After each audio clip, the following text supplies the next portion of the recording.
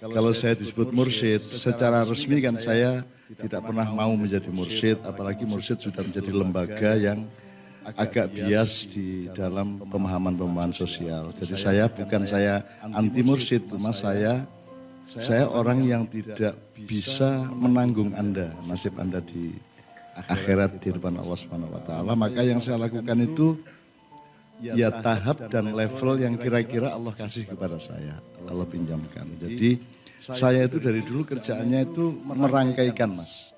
Jadi aku nek ono Lombok tak temokke Brambang, ngono ki lho.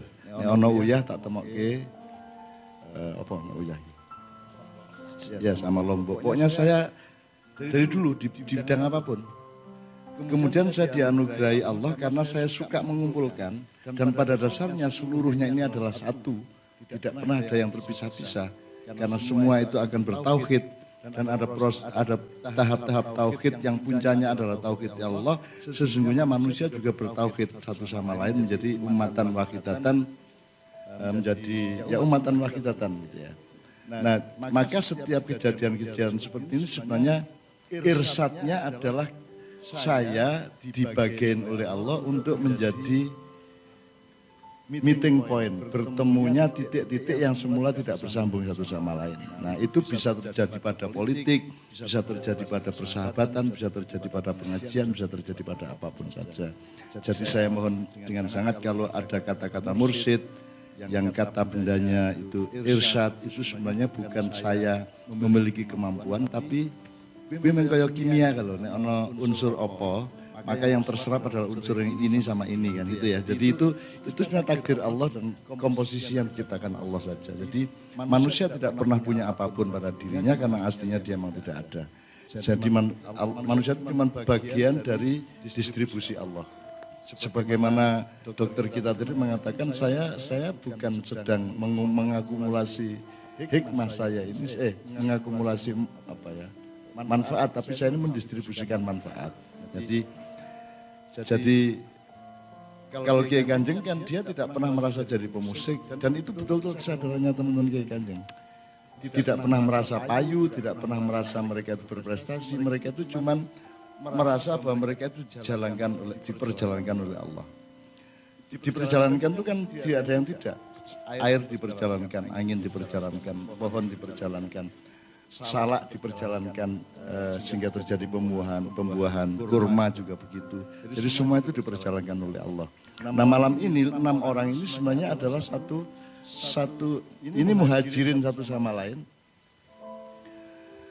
Saya bukan ansor, saya hanya meeting point. Jadi saya ini cuma onta yang berhenti di satu titik karena di situ ada sumber air kan gitu. Tetapi Anda adalah jamaah di masjid yang kemudian dibangun oleh Rasulullah di titik sumber air itu. Ngerti ya, rada dhuwur iki rada sastrawan iki ya rada aja banget lemu awam ya toh, kene iki rada sastrawan iki. Kita sudah kangen sama Syekh Mustafa sebenarnya yang kalau Pak kasih pengajian kan sangat bagus itu ya. Resonansi di antara manusia di muka bumi. Karena lah, waduh, terus Allah, karena kayak. Jadi nah, terus ya. Rana Nabi ya. Nah, saya itu sastrawan tapi harus menyesuaikan diri dengan macam-macam. Jadi sok-sok jadi pelawak, sok-sok jadi kiai, sok-sok macam-macam karena saya memang tidak pernah mikirin saya apa. Yang saya pikirin adalah seluruh diri saya harus adalah manfaat bagi orang lain meskipun tanpa identitas. Nah, panjenengan sedikit masih ngurusin identitas sehingga sampean sibuk sekali dengan narasi-narasi tentang diri sampean. Gitu. Padahal sampean itu seorang asyik, ya. Antum minal asyikin. Anda itu orang yang sangat asyik dengan Allah, sangat asyik dengan apa ya? Tanazulul hikmah. Anda sangat asik dengan itu, cuman masih keganggu kiri kanan karena banyak cermin di sana sini terus gue ngilo gitu. Jadi gue kan ngilo sian. Iki nek ya. Udah sampean asik aja. Ben wong dong ngene ngono ben wae. Aku ket biyen yang ngene iki. Ben wae. Wong aku miso ya ora nyejo kok. Metu ayo saka cangkemku. Aku ora ya ora aku meng saya cuma menjalankan apa yang diperjalankan ke saya. Sehingga kadang-kadang satu kalimat itu belum selesai dan saya nggak tahu terusnya bagaimana. Tiba-tiba mulut saya mengucapkan dan saya kaget sendiri loh, kok cangkemmu ngomong apa ya? Gitu. Jadi aku ngetut cangkemku dewe gitu. Setelah saya cangkemku selesai omong, saya baru mulai ngono toh. Gitu. Jadi saya diceramai oleh diri saya sendiri. Berarti diri saya tidak satu, sebagaimana engkau semua tidak satu. Gitu kan? Berapa malaikat? 10 malaikat sekitar Anda. Berarti Anda, mereka kan menjadi Anda karena mereka menjalankan tanganmu, pundakmu, kakimu, jari-jarimu, otakmu, kepalamu, hidungmu, dan seterusnya. Makanya salam kepada malaikat sudah dari dulu saya omongkan sama Anda, bahwa Anda mengaktifasi malaikat kalau pakai bahasa milenial. Mengaktifasi. Sehingga dirimu itu menjadi lengkap. Engkau tidak sendirian, mau ngejowo ngomong sedulur rapat lima pancar, masuk kue jen. Gitu kan. Wong kue lahir we ono jenenge apa? Kakang kawah, adi hari-hari. Kalau Anda tidak memaknainya ya Anda menjadi sendirian. Tapi kalau Anda memaknainya Anda menjadi tidak sendirian. Dan pada dasarnya Anda tidak pernah sendirian. Allah sendiri adalah kedua dari satumu, ketiga dari duamu, keempat dari tigamu. Kan begitu. Allah sendiri secara eksplisit menyatakan itu. Dan Allah itu satu tapi kan ora siji lah ora siji kayak. Kan hakikat satunya Allah itu misalnya penduduk dunia berapa? 7 miliar, 53 juta. 7,53 miliar penduduk bumi sekarang ini. Itu Allah satu. Kira-kira yang mengepung itu 7 miliar manusia mengepung satunya Allah atau satu Allah mengepung 7 miliar manusia. Nah makanya sekarang Anda jangan tertipu oleh kata satu, kata dua, kata tiga. Karena manusia tidak pernah mengenal satu, pada hakikatnya yang satu hanya Allah. Kalau Anda itu nol semuanya. Makanya urip itu sing aja min ngono lho. Akhirnya min kan mulai adzabun alim toh gitu. Jadi pokoknya aja min lah nek iso iki. Nek sak iso-iso niki nol gitu. Nah kalau Anda min materi, Anda nolkan dengan akhlak. Ya. Min uang Anda nolkan dengan manfaat di bidang lain. Jadi Anda selalu kaya dengan manfaat. Manfaat tidak hanya pengobatan, tidak hanya senyuman, bisa macam-macam. Demikian juga di dalam diri Anda, kalau Anda mengalami minus, Anda nolkan kembali. Karena sempurnanya manusia adalah pada ketiadaannya, bukan pada keadaannya. Karena manusia itu adanya adalah palsu, dia tidak benar-benar ada. Yang benar-benar ada adalah Allah. La ilaha illallah wa ghairullah tidak ada. Kan begitu. Nah itu nek tak teruske dawa banget Mas. Ning kok ndak jenengan malah ra ngobati sapa-sapa malah asik-asik. Tapi saya senang sama beliau. Anda terusin, Anda asiki itu, Anda asik, Anda mengalami isik terus-menerus. Cuma juga jangan didramatisir, ojo nganti kemelebon, ojo nganti kemeton. Apa bahasa Jawa iki angel ya. Kemeton karo kemelebon, jangan terlalu masuk, jangan terlalu keluar. Anda harus berada pada titik tengah. Tadi Mas Helmi mengingatkan saya. Yang saya sebut ketepatan apa? Fadilah. Pakai dot ya. FADLILAH. Setiap orang harus menemukan ketepatan dirinya dalam pandangan Allah dan pada ketentuan Allah. Karena setiap orang itu membantah ketepatan dirinya, Mas. Karena pendidikan menyuruh Anda untuk kaya. Maka Anda milih kedokteran, gitu, milih arsitek, kan gitu. Padahal urusannya kaya itu bukan itu. Kalau kaya itu adalah menjadi dokter, karena dia yang sekarang paling basah, itu Anda tidak punya akurasi terhadap yang diomongkan Sabrang, bahwa sesungguhnya dagang yang puncak adalah ketika Anda maksimal manfaatnya pada manusia. Kan gitu. Manfaat itu di atas trust sudah sebenarnya. Gitu loh. Jadi iman itu hanya alat, jihad hanya alat. Puncaknya adalah manfaat. Makanya khairun nasi anfa'um linnas. Jadi teman sekalian, itu bukan jawaban, itu respon saya kepada Anda, dan Anda asiki saja, Anda teruskan, dan jangan tergoda oleh perbandingan duniawi. Ora ana gunane kuwi ya, ora apa-apa sok-sok dirasake sithik-sithik ning ya aja dadi nelongso banget, aja dadi cengeng, aja lebay. Karena penyakit orang sekarang itu karo enggak lebay cengeng. Nek ora cengeng lebay kan gitu. Nek ora kekerasan melambai kan gitu kan. Melambai utawa keras banget. Gitu. Nah, mari kita mengelola keras dan melambainya ini secara pas. Nah, pas itu adalah kalau Anda menemukan rasa fadilah dalam diri Anda. Bakat itu mungkin agak di luar, tapi yang lebih dalam itu adalah rasa tepat Anda sebagai ciptaan Allah. Harus Anda temukan. Kalau itu Anda temukan, ya lancar, wong metabolisme ada di situ kok. Ya, input outputnya ada di situ. Termasuk ulul albab, Anda tadi juga ya. Nah, tolong Pak Muzamil nanti jelaskan lubun. Ya, albab min lubin ya. Dari lubun itu jadi Allah itu ada memberi teka-teki yang luar biasa. Kita secara intelektual menyangka bahwa berpikir itu dengan akal, tapi di Quran yatafakkar, yakil itu dengan lub. Ya, dengan kolbun. Lub itu lebih dalam lagi. Maka ulil albab adalah orang yang sebenarnya ta'aruf ke dalam dirinya sendiri. Dia bermakrifat ke dalam dirinya sendiri karena kalau Anda tidak menemukan kedalaman diri Anda juga tidak bisa menemukan masyarakat Anda. Karena Anda melihat masyarakat itu untuk menemukan diri Anda. Dan Anda melihat diri Anda untuk menemukan masyarakat Anda. Itu namanya keluar masuk. Sekalian. Agak ruwet ya, tapi ya gitulah. Kan pokoknya asal Anda ingat keluar masuk kan jadi ingat itu gitu loh ya. Oke. Terus yang kedua ya. Yang kedua tadi tentang usaha gagal maning. Pak Muzamil langsung, Imam Muzamil. Pokoknya mulai kemarin di Jombang, di pertemuan simpul itu sudah jelas. Gagal maning, Anda kan merasa tidak ada jalan. Setiap ada jalan gagal maning, Allah tidak terbatas. Maka Pak Muzamil kasih beliau wirid yang beliau mengambil ujungnya yaitu innallaha yuhibbul muhsinin ya. Tapi lengkapnya adalah alladzina apa? Walladzina jahadu fina lanahdiyannahum subulana. Wa innallaha ma'al muhsinin. Ini top banget Mas. Dah.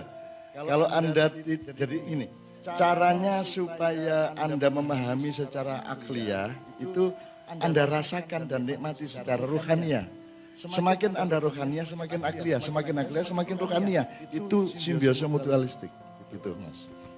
Jadi kalau Anda bergerak sendiri dengan intelek Anda, terus Anda tidak bantu dengan dialektika rohanianya, tidak makin mendalam, cuman gitu-gitu toh. Nah Mas itu tadi surat As-Saff apa?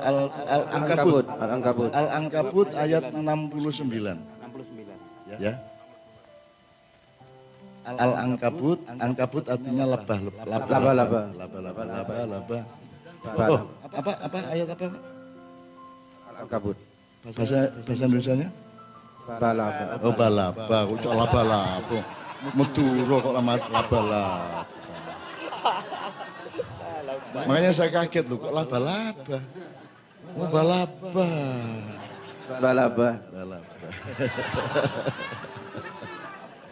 Asik ya Mas. Oke Mas ya. Jangan putus asa. Karena di situ gini. Entar. Ini cukup ini ya, Anda juga. Sing gagal maning Anda ya, gagal maning oke. Kowe ya iso, kowe ya rada ya ta mau ya. Ning kowe luwih cocok sing ngomong luwih cocok dagang timbangane wiritan kuwi mau ya. Ya dagangmu kuwi wiritan. Wiritanmu kuwi dagang yo. Mergo kowe wong modern rumasane dagang dhewe, wiritan dhewe ora. Wong macul kuwi wiritan to jelek. Jelek kuwi wiritan. Kowe ngontel Bantul Jogja ngono. Il. Anggere aja pas la ilaha aja ngono kuwi. Pokoknya semua itu wiritan, nafasmu wiritan. Apa yang tidak wiritan dalam hidup? Siang adalah wirid, malam adalah wirid. Bergantian siang malam wirid. Maka kau menciptakan siangmu sendiri, malammu sendiri. 1 detik siangmu, 1 detik berikutnya malammu. Jadi itu kan soal waktu. Kapan-kapan saya bilang biar menceritakan waktu itu tidak seperti yang Anda sangka bahwa 1 malam itu 12 jam. Kalau siang itu 12 jam. Tidak gitu, waktu itu bisa berlaku bermacam-macam. relativitas dan macam itu waduh mengasihkan. Makanya nikmati hidupmu, nikmati nafasmu dan jangan bernafas hanya bernafas. Bernafaslah dengan menghadirkan Allah dalam nafasmu. Berjalan dengan menghadirkan Allah dalam. Saya dulu itu kan jalan kaki tiap hari itu rata-rata 10 kilo sehari lah ya. Dan saya selama jalan itu mendapat banyak tulisan, banyak lagu, banyak puisi. Lah mosok mlaku tok pekok to kuwi. Wis kesel ora entuk apa-apa. Lah aku mono. Bayangin aku wates Jogja mlaku, Jogja Klaten mlaku, Jogja Magelang mlaku, Jogja Kota Gede mlaku. Mosok ning mlaku tok. Emoh aku. Saya harus dapat laba surga. Balaba surga. Yaitu saya misalnya langkah ya juk tak bikin ritme. Bisa toh? Dan semua hadirkan Allah. Menghadirkan Allah itu ojo angel-angel, pokoknya kelingan. Nanti sanah diannahum, elanah diannahum, subulana. Subul itu dari kata sabil. Banyak sekali. Nah itu jamak dari sabil, itu subul. Jadi Dik, kamu akan dapat, Anda juga kamu akan dikasih Allah. Ndak ini ya ini, ndak ini ya ini. Terus ndak akan habis-habis. Tapi jangan berhenti. Ndak apa-apa. Yaitu pakai aja lah yang kalimat-kalimat normal. Kegagalan adalah awal dari kesuksesan. Menunggu bae. Jadi gue nek kira-kira bangkrut terus kondo-koncomu, wah gue iki aku lagi mengawali kesuksesan ya aku. Maksudmu piye gagal ini? Karena kegagalan adalah awal dari kesuksesan. Jadi gue kondone koncomu ki aku lagi mengawali sukses iki. Wah, apik no. Sik to gue iki rada filosofis sithik to. Gue karep iki aku lagi gagalan gitu. Oke, itu ya Mas. Al-Ankabut 69. Terus sampean sama. Atau kalau mau singkat lanah diannahum subulana ngono. Kok dituduhi karo Gusti Allah. Aja putus asa. Saya tidak pakai angka, engko malah bingung kok baleni meneh, Engko misalnya ke aku ping 700, iki mau wis 200 piro ya, bali meneh.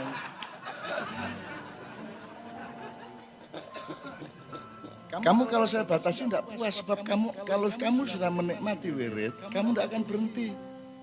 Kamu tidak akan berhenti nanti dipaksa oleh Allah untuk berhenti mergono. Bojomu teko pono jaya. Sebenarnya kalau kamu sudah masuk situ nggak akan berhenti.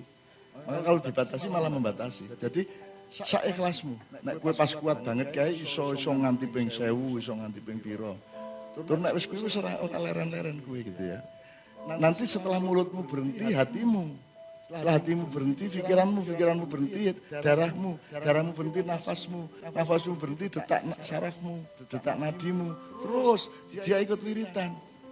Yang wiritan bukan hanya kesadaran, yang wiritan juga naluri, juga roh, juga frekuensi semua wiritan. Itu ya Dik ya. Jadi jangan khawatir. Berikutnya Tentang tabligh tadi hendak diuraikan lebih jauh kaitannya sebagai modal. Tabligh itu kan innallaha balighu amrih ya. Sambil itu nyun coba. Wa may yatawakkal 'alallah fa huwa hasbuh innallaha balighu amri. Jadi kata tabligh itu sebenarnya adalah masdar dari balagha yuballighu. Balagha itu kata kerja past tense, yuballighu mudhari atau present tense. Terus tabligh adalah masdarnya. Masdar itu adjektifnya. Jadi sampean kan kalau berjalan kan karena sudah ada tujuan. Nah, kalau sampean salah jalan berarti tidak sampai tujuan. Maka untuk tabligh itu Anda harus punya presisi. Bener ora manajemenku. Bener ora tujuanku, bener ora dulu nomor 1. Jadi kalau dari teori jalan di Islam karena disebut 4 jalan sabil, yang tadi subul tadi jamaknya, terus syari, torik, sirat, 4 itu. Ya. Jangan menyangka saya kiai dengan ngomong seperti ini ya. Ini urun pendapat tadabbur bersama-sama ngono ya. Supaya orang tidak menyangka saya berfatwa terus wah bagaimana muridnya Cak Nun kumisuan tak dituruti. Lho ora iki sinau bareng ini ya. Jadi tidak usah feodal lah, pokoknya kita ini bareng-bareng sinau. Mudah-mudahan Allah mengajari kita karena niat kita baik, gitu ya. Nah, kembali ke tadi. Sabil itu arahnya jelas, berarti tujuannya jelas. Nek gue misalnya kono kindi toh, aku ora tau apal ya arah ning kene iki. Nah, berarti Jakarta ning kono. Berarti kowe sabilin ndudeng kono. Urung ngomong liwat dhisik, urung ngomong nganggo kendaraan apa. Kowe liwat ndi baru syariat. Nganggo kendaraan apa? Sepur apa bis, pemberangkang, itu torikot. Sirotnya adalah ketepatanmu setiap detik ketika menempuh syariat dan torikot itu. Nanti ada makrifat itu lain lagi urusannya. Makrifat itu pencapaian-pencapaian kecil maupun besar di setiap langkahmu. Kamu dulu tidak bisa gadget, sekarang bisa gadget. Itu sejenis makrifat juga gitu. Kamu dulu tidak ngerti dal, sekarang ngerti dal, itu makrifat gitu ya. Dan Anda gadget itu kan ngerti makrifatnya kan cuma 5%. Karena Anda tidak ngerti kok bisa gitu, gimana nggak ngerti toh? Disuruh jelasin kok bisa gitu. Karena ini kok pindah-pindah dewe. Nek diteken ngene kok njur munyer-munyer sak itu kan kowe ra iso jelaske. Itu separuh makrifat lah kan gitu. Jadi yang namanya tabligh itu Anda sejak awal harus memiliki tujuan yang jelas. Kalau dalam ekonomi ya targetmu ojo muluk-muluk. Bahkan kalau saya berpikir pahit kalau saya. Upamane aku iki lomba lari, aku berpikir kalah. Aku siap kalah. Tapi gue mentalku, tapi energiku tak maksimalkan. Sehingga aku ora mungkin kalah sebenarnya. Karena saya tidak mengambil energi untuk cita-cita menang. Saya tidak punya cita-cita menang supaya energinya hemat. Saya pakai untuk memaksimalkan tenaga saja, memaksimalkan kerja keras, energi, kardio, stamina dan seterusnya. Itu Mas. Jadi iya aku jawabnya ya. Paham ya? Sip. Wong Solo masa ora paham ya. Solo ngono nek. Ngerti ya Mas? Kuwi londo pasang Solo kan ora ana jog ning kono ning kene ana jog. Jadi ketemu orang Jogja kayak teh terus dijog ya Pak, jog ya gitu. Oh terus Londone menyimpulkan oh iki kutha Jogja. Jog ya gitu. Tekan Solo orang gue jog. Tolak-tolak Londone. So. Nah ya, jadi kota Solo. Karanganku ya. Ben kae wong urip pisan kayak